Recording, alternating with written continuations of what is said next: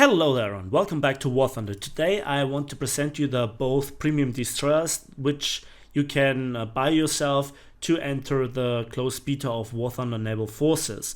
Now I think both destroyers, the Cowell DD547 which is a Fletcher class and the German Karl Galster which is the Z20 are actually pretty good ships. I like them.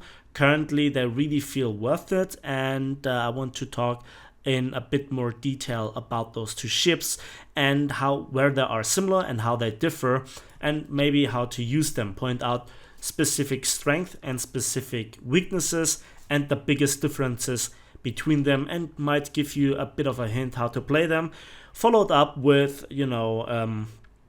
gameplay for both of them, so the video might become a bit longer than usual. So first of all, I want to begin with the American one, so from the left to the right, and we can see that we have, well, let's begin with the armament. We have 5 single barrel turrets of 120mm guns, 127mm guns, sorry, with 1800 rounds, so 1800 rounds overall. That's a lot of ammunition. The reload rate is 4 seconds for an ace crew, and that's pretty fast, I have to say it. That's quite a lot.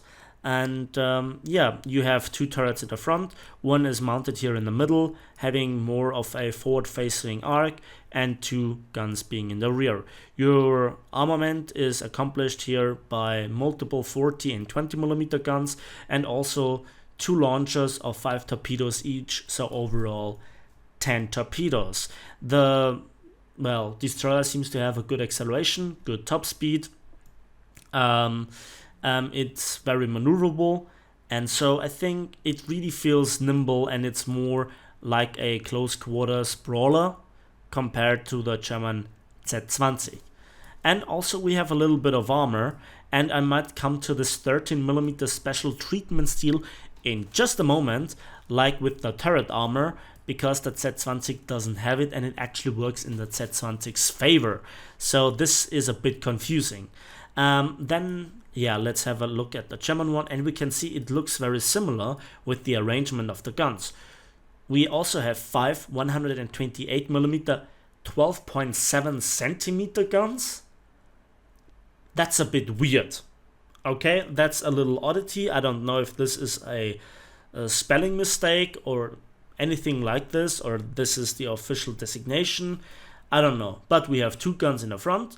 Again, 1 turret is mounted here in the middle with forward firing arcs, and 2 turrets in the back. But we just have 600 rounds, so just a third of the amount of ammunition that the Fletcher class, the Cowell, has.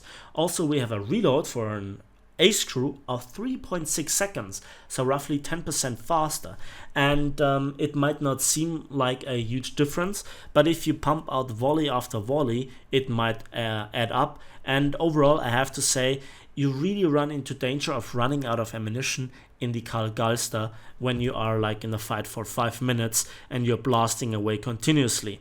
You also have a lot of anti-aircraft guns. You have a few 37mm and 20mm guns, even a quadruple 20mm flak fueling, and also we have 2 torpedo launchers, but with just quote-unquote just 3 launchers each, so overall 8 torpedoes. The armor is actually not existent because we just have 8mm of armor, again special treatment steel around the turrets. That's about it. So let's go back to the American destroyer, and remember this 13mm plate? Yeah, on the waterline it's actually not there. It's not there on the bow. There's just in the middle is a bit of deck armor, and here also where the rear turrets are, there is the armor strip missing on the waterline, which is kind of funny because there is the ammunition rack, and the ammo rack just doesn't look that huge. The shells look tiny. Same on the front here, so it's quite amusing how they managed to get 3 times the amount of ammunition into the same sized ammo racks than the Germans, where the shells look just bigger. Yeah, I don't think that 1mm would make such a difference, but it seems like it does. And for both ships we can see that we have in the middle the transmission, the fuel tanks and the engine. Same goes here for the American counterpart. So I think to just shoot here the engine, the enemy will slow down, and then you can do the precise shooting into the ammo rack. So then let's talk about the ammunition, and this is where it gets really interesting, and I want to begin with the German destroyer because it actually has the more usual ammunition types. Your standard high explosive shell travels at a muzzle velocity of 830 meters per second. So overall, your guns have higher muzzle velocity than the American counterpart, but not by that much. 22 millimeters of, well, penetration power with a fuse sensitivity of 5 millimeters. Then we have the Panzergranate 43, and it does have different penetration values than, for instance, the Jagdtiger's 12.8 centimeter gun.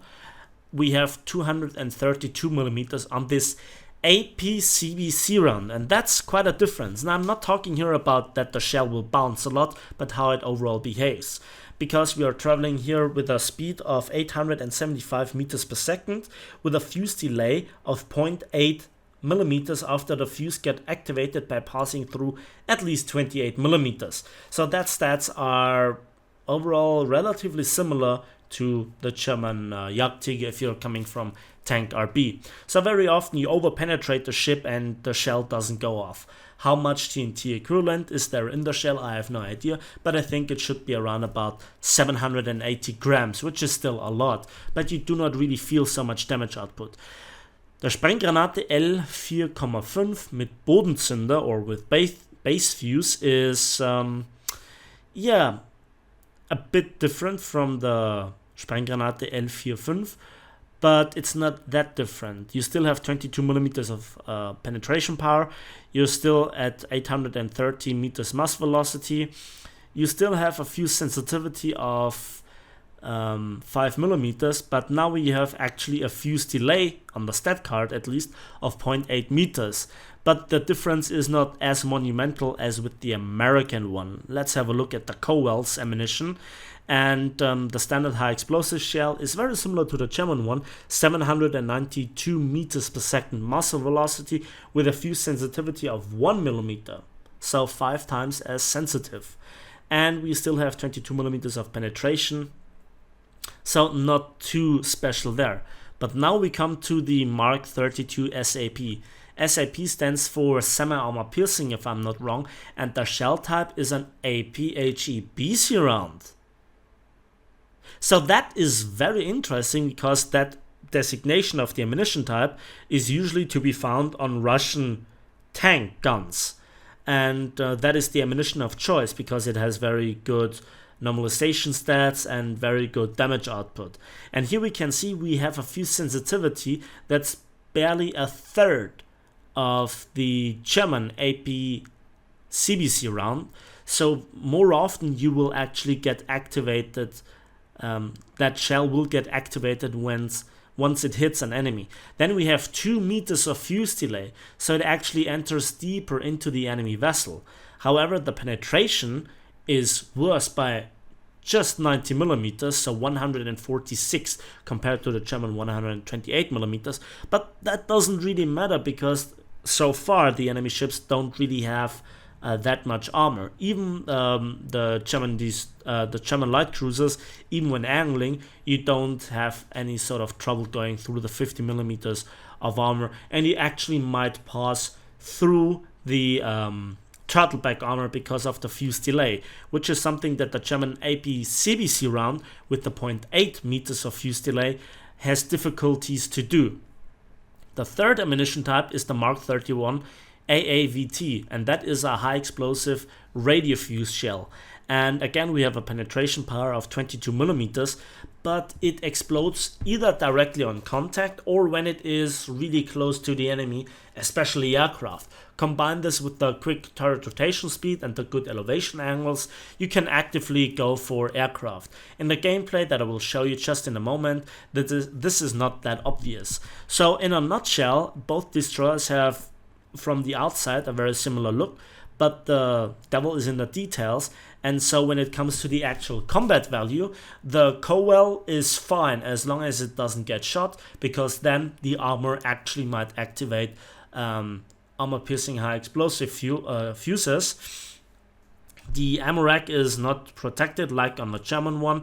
They are near the waterline, you can blow it up, but the shell types here on this destroyer are just more efficient versus enemy targets. You have 3 times the amount of ammunition, and while you lag your reload by 10 seconds compared to the German Z20, I still overall it is better at knife fighting, close quarters, and dealing with lower tiered ships. And then as well, when it comes to fighting bigger ships, I think the Carl Gallister might just be better, but there you might have your problems when you fight against ships with spaced armor due to the short fuse delay.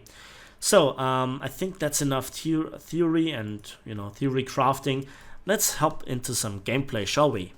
So the first battle that I play is in the Z20, the German destroyer, and I think it is better to show this destroyer off and then compare it to the Fletcher rather than the other way around.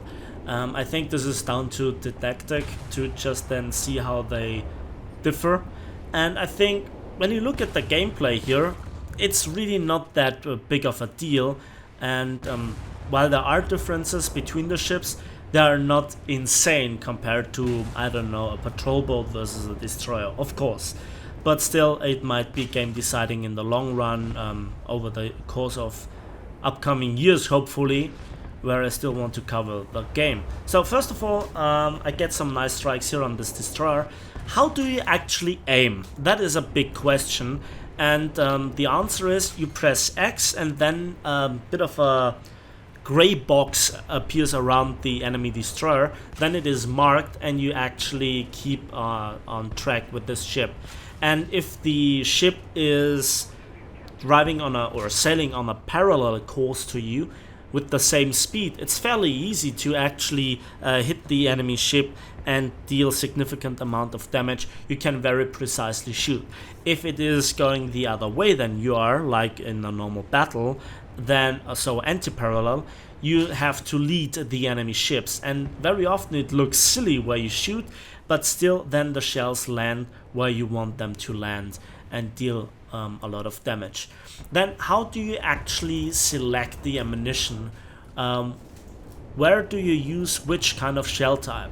Well, first of all, I think high explosive is very good versus patrol boats and lower class ships, like artillery ferries and all those sub-destroyer classes. And even against a cruiser, you can deal a lot of damage with those big high explosive shells, especially when you just shoot the unarmored parts. Against the armored parts, you might find it very difficult to deal any sort of damage with high explosive shells at all. It is very good once it enters and goes off to decimate the crew, damage components, and hopefully also blow up ammo racks. But when somebody is bow on, or even a patrol boat where it just shows you the bow, you cannot very often deal with it with pure high explosive shells, except if you aim for superstructure and then splash down, which is a bit annoying. Dabbing here the key that selects the armor piercing shell might be a quicker and more reliable solution to just shoot through the entirety of the length of the ship.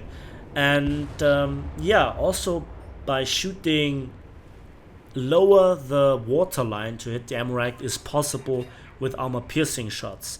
So you have to train it a little bit, of course, versus enemy aircraft. You try to use here the flak shells. And how do you actually estimate the speed of an enemy vessel? Well, there are 2 ways actually. The first one is you just look at the enemy ship and look where the smoke of the smokestacks is going. And as you can see here, this guy tried to be smart and reverse like in World of Warships, but he was not as smart as my shells because I still hit him. Bad jokes aside, the second way is if you estimate it with your torpedo launching system. So you actually can mark the enemy like with your for your guns, and then press the Q key. That activates your torpedo launchers, and then a gray line appears on the enemy, you know, either in front or behind the enemy, and that shows you which direction you have to launch your torpedo to actually hit him. But you also can use this to estimate the direction that the enemy is going. The next thing is avoiding torpedoes in general. So when a patrol boat comes into your direction, you can expect that he will have launched some torpedoes at you, and without doing any sort of evasive actions, you'll get hit by a single torpedo, and if it hits you central in the center mass, usually that's enough to destroy your ship. There we can see the high explosive damage versus this gunboat, and we can see that we do a lot of damage. Let's hit this guy a few more times on the waterline. That was a bit too low. Bit more shells, and he has absolutely no chance in a direct firefight. So to go into the middle here on this Fiji map is highly efficient as a destroyer. You just do what your name suggests, you destroy the enemy, and to help your patrol boats to sink a lot of them is very nice. To shoot down the occasional aircraft is a nice side effect, which is actually something that I highly recommend to train for your crew skills. I think it is one of the most important crew skills to go for the flak shells, because I despise aircraft. Aircraft are the bane for tanks still. They ruin some of the game experience, especially for the revenge kills. It's highly annoying. You actually get punished for playing good. But I digress. With some ships you actually can defend yourself. You either can maneuver out of the way, or you can just shoot them down much more efficiently than with any sort of AAA tank or SPA. And another beautiful kill. 6 kills by now. It looks easy, and to a certain degree it is easy. But here is again a gameplay aspect. I see here the patrol boat coming around the island, and I turn away from his estimated torpedo launching course. So he wants to slow down to park behind the rock, and then we would be in kind of a stalemate or a standoff, Mexican standoff. But he couldn't brake in time, and just around about now I can see the tip of his nose, and with a few high explosive shells I'll do the job. But you can see it took a few more hits to actually make the ammunition go boom with a direct hit. And yeah, so to lock down the center to avoid the fight with other destroyers is very efficient. I think Gaijin still should really rework the map design. I'm not really happy with it. I played in the most efficient way to get as many kills as possible, as early on as possible, to reduce the amount of enemy players, to increase the amount of kills and victories on average. That increases your overall income, and now I got my 8th kill. Now I want to go into A again, which I had to abandon due to the enemy attacks. It's really hard to actually capture A as a destroyer, but here is the problem that especially the Z20 that Carl Galster has. You cannot defend yourself as efficiently versus enemy aircraft as in the Fletcher class. So here I just want to turn in and slow down. Hopefully he will mess up his torpedo run, but this player is not that dumb, and he actually compensated his drop accordingly, and I get knocked out. 8 kills. Now here I am in the Cowell. This is not a Fletcher class, and I took a bit of a long route around the iceberg to get into the combat zone. Now my gameplay is not perfect. I still have to learn a lot by myself. I have to still learn the maps, where the enemies go, how to deal with them in the best way, and yeah, how to take the least amount of damage while doing the maximum amount of damage. There we can see a Fletcher class, an enemy Fletcher class. Now we can see the effect of the armor-piercing high explosive ballistic cap shell.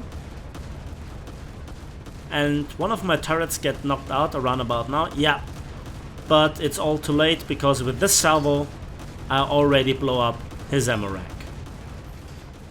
This is how efficient the American shells are. I went through numerous battles. It was the same in the pre-closed beta. It was the same in the now the normal closed beta. And yeah, it's just such a difference versus other destroyers and other lower class vessels. So now my goal is to go into A to help capture it and to, well, defend it.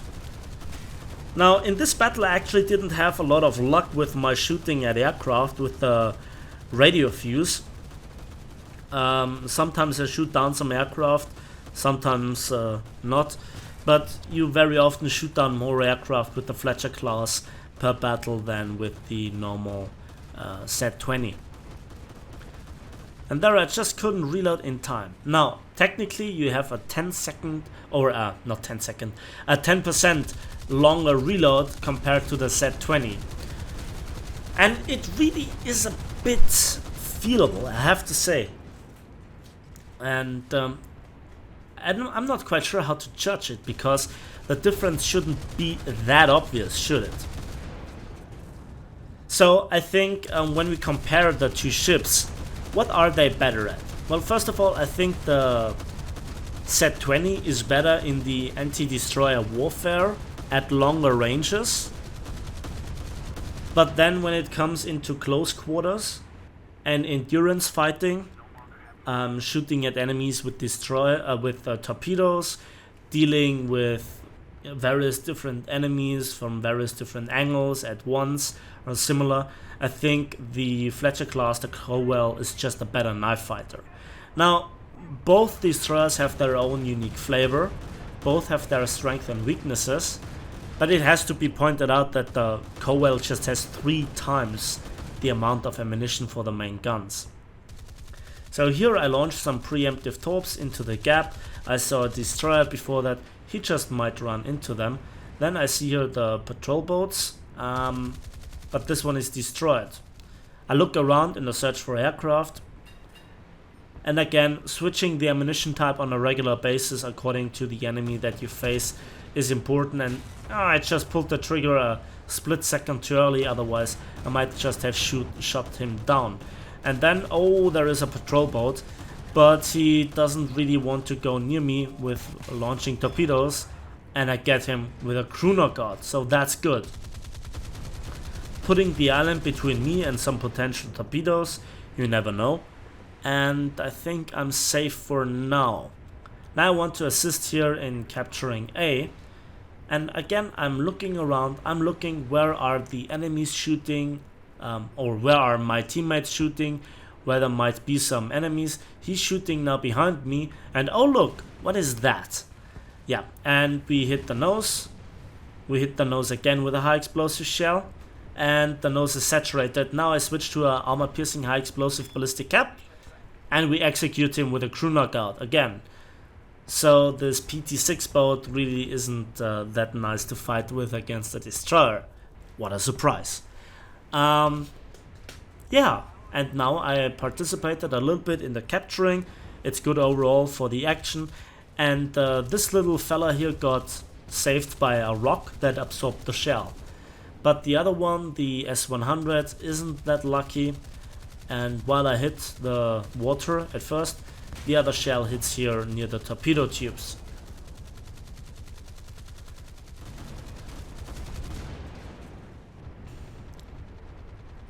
So you can see the increased turret rotation speed is really feelable, especially if you play yourself. So that was a lot of damage, and he's down to 6% crew, and then we got him with a crew knockout. Good stuff right there. So the AAA is shooting wildly. You actually can toggle your gunners in 4 different modes. First of which would be that you don't fire at anything. The second one that you just shoot at aircraft. The third one just to shoot at enemy vessels. And the fourth one to shoot at all. Then there is the German Z-20, when with the armor piercing round into the rear ammo rack, we let him explode in a beautiful way. There is another patrol boat, and we execute him again with an armor piercing shot through the bow. And another one. This one takes a few more. That was not good. He's heavily damaged, but I turn into him. I expect some torpedoes. Now, you actually can survive a torpedo hit if you take it to the tip of the bow. So I just couldn't avoid it. I was drifting into the torpedo, so I made sure I take it on the bow. And while I endure now some flooding, it's not very lethal. Eventually I have to take care of it, of course, but I can sustain it for a bit of time. And now I'm working over this artillery ferry, and we pump him full of armor-piercing high explosive shots. Eventually, just for the sake of it, I launch a few torps at him if something would happen. But now I actually take him down with a crew knockout, which is kind of surprising. I thought the rear torpedoes, the rear guns would still be operational. But well, now I watch the torpedoes wrecking the wreck. Beautiful. Was a bit of overkill, I guess, but it doesn't really matter. Down to 80% buoyancy, or however you want to pronounce it. And yeah, we are going very deep into the enemy's territory. So looking around if there are enemy aircraft, if something's going on. Situational awareness with this map design is all the more important. Now, this match was actually not the one with the most kills, but I think it showed just so much more than the other one with 10 kills. And again, we have the high explosive shells loaded. I wait up until I pass the island, some shots in, and with the first hit we actually get a crew knockout. So I was not the first one to work him over. So I survived this match, and that's it for this match. So let's have a look at the post-battle results to see what you actually get for a premium account and a premium ship when you have a very decent match. So for our 8 kills and 3 enemy kill assists and 1 capture point, we got nearly 50,000 silver lines and nearly 4,300 vehicle research points with 4,609 score points.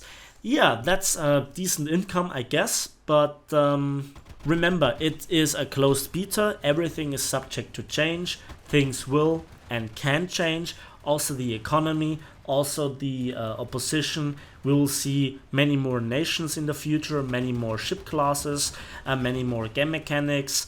And I think overall both ships are very suited for the current meta, but I think from my experience and my personal opinion, they're also future proof. So if you want to have a look at my previous tank reviews with amongst them also the T-34 prototype, they still have their place in the game when it comes to being efficient. Both ships are really fun. You need to really train playing with them, but currently I think they're actually worth the 50 euros or $50 if you have any interested in a ship. And yeah, the Americans will of course see a lot of ships. I don't know how much more the Germans will get and what the other nations' ships will be. So if you're not really convinced, you might just want to wait for a few more weeks or months, or even wait for the opening of the beta into an open beta. That's it for me today. I hope you enjoyed this video. I hope you found it helpful in your decision if you should buy ships and if you want to purchase one of the 2 packs that gives you access to entering the closed beta, then which one is more worth than the other for your personal playstyle. This was just a very rough overlook. It was not a complete review despite the video already approaching like 30 minutes. But I hope it was helpful for you. So thanks for watching, thanks for listening. Please give this video a like if you did, subscribe if you want to see more, and we'll see each other in the skies, on the battlefields, and on the waves of War Thunder.